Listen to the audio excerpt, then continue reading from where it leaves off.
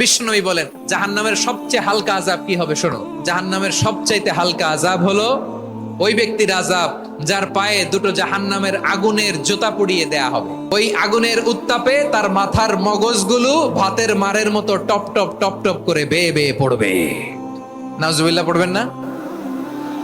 আচ্ছা প্রিয় সিলেট, আওয়াজ করে বলেন এইটা যদি সবচেয়ে লাইট পানিশমেন্ট হয়, সবচেয়ে হালকা পাতলা সহনীয় আযাব যদি হয়, তাহলে ভয়ঙ্কর তোমার আযাবের কি অবস্থা হবে? আমরা কি ওই জাহান্নামে যেতে চাই? জাহান্নামের অবস্থা এত ভয়ঙ্কর হবে, জাহান্নামের ভেতরে লক্ষ লক্ষ কোটি কোটি কাফির মুশরিককে দেওয়ার পরেও জাহান্নাম বলবে হালমিম মাজিদ, আরো আছে নাকি, আরো দাও।